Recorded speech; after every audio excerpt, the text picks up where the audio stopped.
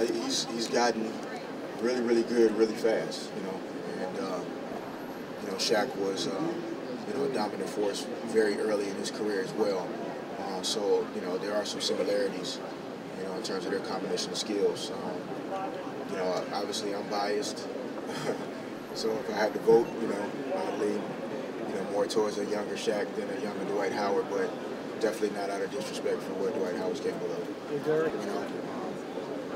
I think a lot of people felt like the Celtics would make it back to the finals. They knew Cleveland was capable. I don't know if a lot of people felt like Orlando would be able to sustain, after they got off to a good start, if they would be able to keep it up, especially once Jameer Nelson went out. They kind of went off the radar.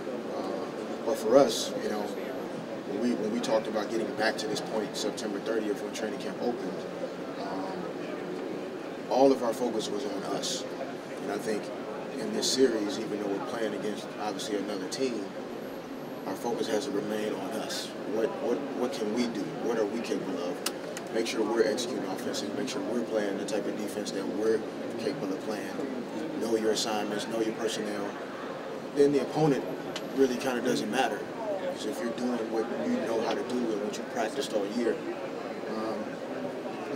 with a team that's built like ours, things will work themselves out. One thing they say is going to be key is the guard play. If Jameer comes back, how's that affect your guys' game plan?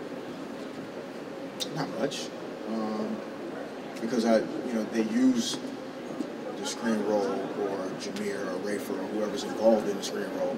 It's part of their overall offensive game plan.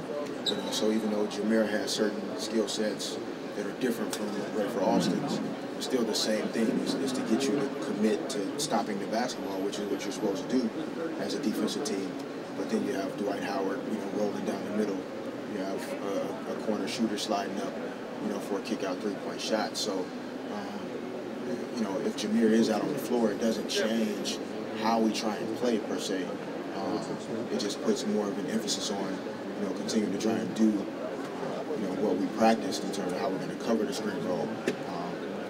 Jameer had an all-star season, and if he comes back, he does certain things that are a little bit different than Rafer. But at this point in the season, it's never about slowing down one guy.